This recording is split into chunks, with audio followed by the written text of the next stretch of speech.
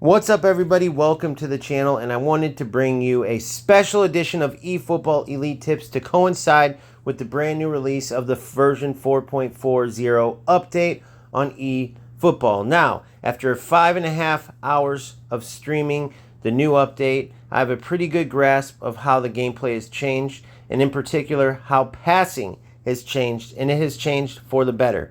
You can definitely tell that the AI, as far as how they defend, has been nerfed. They're not coming at you just as crazy as they were before. It's still pretty powerful. It could have definitely been nerfed a bit more, but it's definitely better. And you can definitely tell when you're passing with a higher attribute passing player, right? I'm talking both low passes and lofted passes. When you have a good passing player with the passing skill sets, you can absolutely see the difference in the quality of their passes and how fast they're able to move the ball. So I tried all different setups because, as you've seen there, I got a double early in the pack too. I think it was like the third spin with Suarez and David Villa, both advanced strikers. The one striker play style that I needed in my team. It is important to have advanced strikers for when you're down a goal and you want to stretch the defense out, or just when you want that tactic where you want the defense to be stretched, as opposed to, say, like a Kohler, who is a target man who's going to look more playing back to goal and getting the ball at his feet. So it just opens up a whole new dynamic of a way that you can play when you have advanced strikers. Not to mention, I also have like Bebeto as a poacher, plenty of deep lying forwards. The only one I don't have is a dummy runner. The only one I've used like that is a previous low-level boosted David Villa card. Now, this David Villa is an advanced striker, just like Luis Suarez. I played with both of them a lot, so just a bonus little side note. Both excellent finishers, both pretty dang good on the ball. However, in my personal opinion, if you have someone like Kohler, you're not going to sacrifice that aerial presence in there. Then, if you have someone smaller like a Bebeto or a Mario, it's going to be up to you, but you may not want to sacrifice that shiftiness and how nimble they are on the ball. So they're kind of in the middle, but insane finishing on both of them, insane attacking awareness. Suarez had a little bit of a slow start, but then started scoring goal after goal after goal, and you could really see how insane his level of finishing and being in the right place at the right time, making good runs. You could see how good all of that is.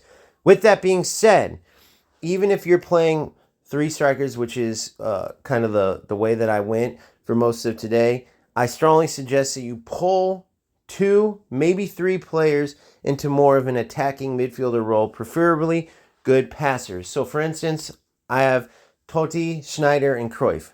I'll tell you right now, Cruyff is not leaving my team. I have that Ajax version. He's staying in there. He's insane everywhere on the ball, right? Or everywhere in the attack. On the ball, passing, shooting, everything, he's insane. So he'll stay in there. Messi and Suarez, obviously Suarez is playing underneath there. I tried this just to try to come in behind Kohler for layoffs and hit bombs, and it worked decently.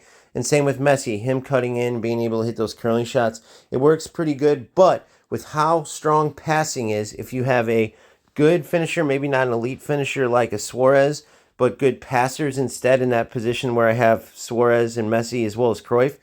So for me, I would end up switching Suarez and Messi for better passers that can also finish. You're going to be much better off because I have a deep lying, excellent passer in Pirlo, right? So I have my defense set up, ready to face the meta with the quick counter, right? Tight together. Then Pirlo ready to spray the ball up, either through to Cruyff or Messi, or up to their feet and then up to Kohler's feet, back to any of the three, and then through. That's my goal. Ton of up, back, and throughs. When it works out, it works beautifully. Not to mention Zanetti offering that width, running down the wing. He can play the right or the left. You'll see that I use him on both sides. But the biggest thing that I wanted to make sure you knew is that you need more than just that one passing, playmaking player, which in my case would be Pirlo here. Cruyff also is one of those types of players. But I strongly suggest you pull more players into that attacking midfielder role that can then manually, or even if they're open, they'll make those runs still through, but ready to get the ball at their feet more and make passes themselves because of how strong passing is. So instead of maybe having like a three striker setup or a striker and two wing forwards, you have three attacking midfielders that then can have different individual settings, or you just play defeat and then manually trigger those runs. That's another option. It's just passing so strong for those higher attribute players. If you go more forwards, typically like a Suarez, even like a Bebeto, if I went, for instance, Suarez, Bebeto, and Kohler, or Suarez, David Villa on the side looking to cut in and use his blitz curler, and then Kohler in the middle for headers, I'm just not going to have the strong passing that, is available now with this update. So that's just something that I wanted to let you know. It will be something I'm utilizing as I go. But again, 5.5 hours trying different setups, pretty much in this type of, based off out of this type of 4-2-1-3 starting point.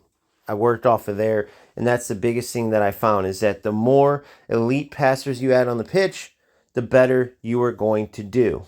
So let me know in the comment section if you agree, disagree, how you've been getting on with the new update. And keep grinding, keep having fun. I will see you on the next one. Please don't forget to like and subscribe. Road to 1,000. We are getting closer and closer.